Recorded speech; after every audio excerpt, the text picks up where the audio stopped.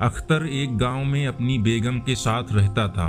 अख्तर गरीबी से बहुत परेशान था। न उसके पास खुद की जमीन थी, न पैसा की रोजगार कर सके।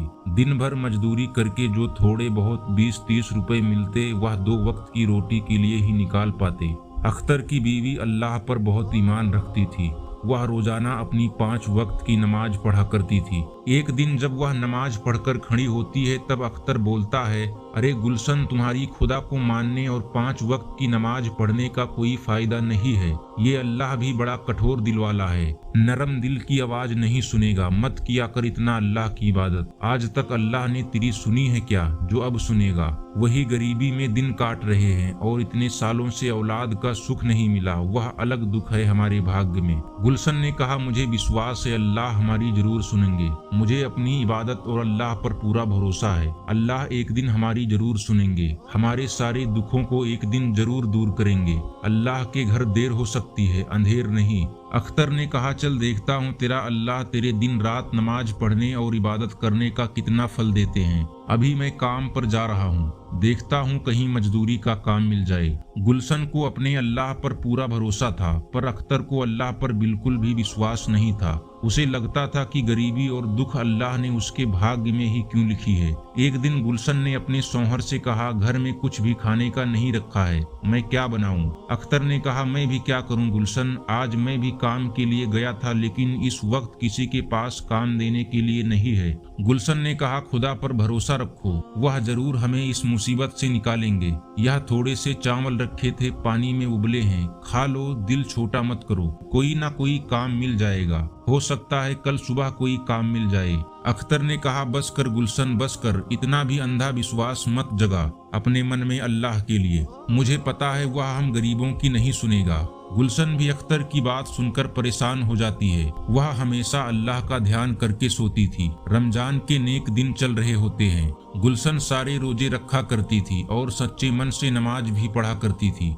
एक दिन जब गुलशन सो रही होती है तो वह सपने में देखती है कि खुदा बोल रहे होते हैं, उठो गुलशन, तुम मुझ पर बहुत विश्वास करती हो, तुम बहुत ही मन से रमजान के रोजे और इबादत करती हो। मैं तुम्हारी इबादत से बहुत खुश हूँ।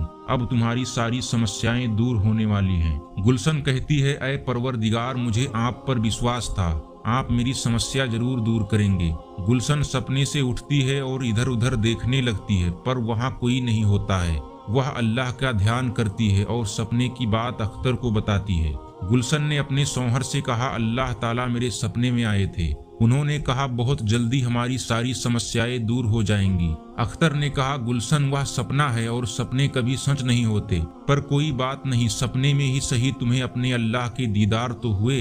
अच्छा, मैं जा रहा हूँ, देखता हूँ खान साहब के पास कोई काम मिल जाए। अख्तर खान साहब के पास जाता है पर उसे वहाँ कोई काम नहीं मिलता। अख्तर दुखी होकर घर वापस आने लगता है और रास्ते में सोचता है कि आज तो उसके पास बिल्कुल भी पैसे नहीं हैं, वह कैसे घर का खर्च निकालेगा। चलते चलते वह थोड़ी दूर ही पहुंचता है, तभी उसे पीछे से एक आवाज आती है, अरे भैया सुनो तो, मैं तुम्हें ही बुला रहा हूँ। अख्तर ने कहा, जी बोलिए, क्या काम है? बूढ़े आदमी ने कहा, जब तुम खान साहब के पास काम मांग रहे थे तो मैं वहीं पर बैठा था और तुम्हारी बातें सुन रहा था। मैं तुम्हारे जैसे ही किसी शख्स की तलाश में था। बेटा, क्या तुम मेरे लिए काम करना चाहोगे? मैं तुम्हें अच्छे दाम दूंगा। क्या नाम है तुम्हारा? उसने कहा, मेरा नाम अख्तर है, मुझे अभी पैसों की बहुत जरूरत है, आपकी बड़ी मेहरबानी होगी। अगर मुझे कोई काम मिल जाए तो बताइए ना, मुझे क्या काम करना होगा? उन्होंने कहा, मैं बहुत बूढ़ा हो चुका हूँ, कुछ सालों से मेरी इच्छा थी कि मैं मक्का से जमजम का पानी लाऊं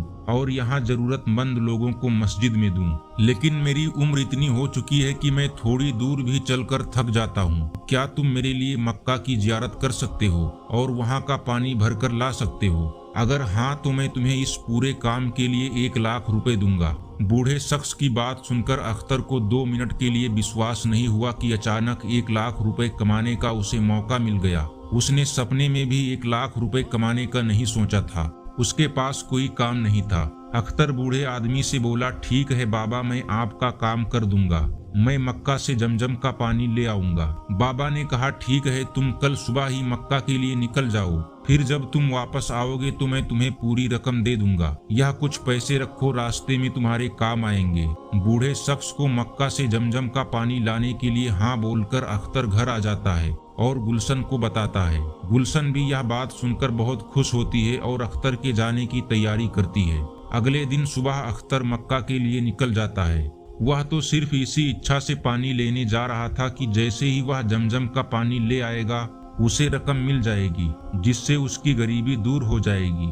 अख्तर मक्का पहुंच जाता है और जियारत करके जमजम का पानी भर लेता है। अख्तर अकेला ही मक्का के लिए निकला था, इसलिए जब वह अकेला आ रहा होता है तो रास्ते में उसे बहुत से लोग मिलते हैं जो अल्लाह की इबादत कर रहे होते हैं। अख्तर भी अल्लाह की इबादत करता हुआ वापस आ रहा होता है। तभी आते समय अख्तर को एक झाड़ी के पास से आवाज आ रही होती है, बहुत प्यास लगी है, बहुत प्यास के मारे मेरा गला सूख रहा है, कोई मेरी मदद करो। अख्तर ने कहा, अरे आप कौन है बाबा और यहाँ कैसे, वह भी इस हालत में? बूढ़े ने कहा, यहीं पास के गांव में मैं रहता हूँ, मेरी आंखें नहीं है बेटा, मैं देख नहीं सकता। खाने की तलाश में गांव से दूर निकल आया और रास्ता भटक गया। मुझे बहुत प्यास लगी है बेटा, 2 घूंट पानी पिला दो, अल्लाह तुम्हारा भला करेगा। अख्तर मन में सोचता है, क्या करूं, मेरे पास पीने का पानी नहीं है, बस यही जमजम का पानी है जो उन बूढ़े बाबा के लिए लेकर जाना है। अगर मैं यह पानी इन्हें पिला दूंगा तो उन्हें क्या बोलूंगा? यह पानी तो जरूरतमंद और परेशान लोगों के लिए है और लाचार बाबा को जो प्यास से व्याकुल हो रहे हैं। मैं इन्हें ऐसे नहीं छोड़ सकता। मैं इन्हें पानी पिला देता हूँ और उन बूढ़े बाबा को बोल दूंगा कि मैं पानी नहीं ला सका, शायद मेरी किस्मत में पैसा कमाना लिखा ही नहीं था। अख्तर उस शख्स को मक्का के जमजम का पानी पिला देता है और बूढ़े आदमी की प्यास बुझ जाती है। वह अख्तर को शुक्रिया कहता है और बोलता है, मेरी प्यास बुझाई, अल्लाह तुम्हें हमेशा खुश रखे बेटा। आज तुमने इस अंधे फकीर को पानी पिलाया है, मैं भी तुम्हें कुछ देना चाहता हूँ। यह पोटली अपने पास रखो और घर जाकर ही इस पोटली को खोलना। अख्तर ने कहा, बाबा मैं आपको घर छोड़ देता हूँ, आप अकेले कैसे जाओगे? फकीर ने कहा, नहीं बेटा, मैं चला जाऊंगा, तुम्हें भी तो समय पर घर पहुंचना होगा, तुम्हारी बेगम गुलशन तुम्हारा राह देख रही होगी। अख्तर अपने घर की तरफ चल पड़ता है। रास्ते भर अख्तर यही सोचता है, वह बूढ़े बाबा को क्या जवाब देगा। रमजान का भी आखिरी दिन है, दोबारा पानी लेने नहीं जा सकता, वह ईद पर नहीं पहुंच पाएगा। वह मायूस अवस्था में गांव पहुंचता है और खान साहब के पास जाता है और पूछता है, खान साहब, जब मैं उस दिन आपसे काम मांगने आया था तो यहाँ एक बूढ़े बाबा थे, क्या आपने उन्हें कहीं देखा है? खान साहब ने कहा, कौन से बूढ़े बाबा? मेरे यहाँ तो मक्खी भी मेरे बिना इजाजत के नहीं बैठती, तो कोई बूढ़े बाबा कैसे बैठेगा? मेरी दुकान के पास यहाँ कोई नहीं आया था। अख्तर ने कहा, उन्होंने तो मुझे कहा था कि वह मुझे यहीं मिलेंगे। अख्तर ने गांव में हर तरफ उस बूढ़े शख्स की खोज की, पर वह बूढ़ा शख्स अख्तर को कहीं नहीं मिला। अख्तर निराश होकर घर आ गया। घर जाकर अख्तर ने अपनी बीवी को सारी घटना बताई। गुलशन बोली, सुनो जी, आपने जिन बाबा को जमजम का पानी पिलाया था, क्या उन्हें मेरा नाम बताया था? अख्तर ने कहा, अरे गुलशन, मैं तो उस बाबा को तुम्हारा नाम नहीं बताया था, फिर भी उन्होंने कहा कि तुम्हारी बेगम गुलशन तुम्हारा राह देख रही होगी। इतना कहा और पोटली दी और इसे घर जाकर ही खोलने को कहा। यह सब क्या हो रहा है? गुलशन ने कहा, आप पोटली खोल कर देखो क्या है। अख्तर ने पोटली खोल कर देखा तो उसमें 1 लाख रुपए थे। उसने सोचा, इतना तो उस बाबा ने मक्का से जमजम का पानी लाने की रकम बोली थी। आज मैंने उस बाबा को पूरे गांव में ढूंढा पर वह नहीं मिले। गुलशन कहती है, आप अभी भी नहीं समझे, लेकिन मैं पूरी बात समझ गई। यह सब हमारे अल्लाह की मेहरबानी है। आपने भले ही खुदा पर कभी विश्वास नहीं किया, पर आपका दयालु स्वभाव देखकर अल्लाह ने उसका फल दिया है। यह सब उन्हीं का चमत्कार है, वह सारा अल्लाह का ही किया था। आपने जरूरतमंद की सहायता की और अल्लाह ने आपकी परीक्षा ली, जिसमें आप खरे उतरे।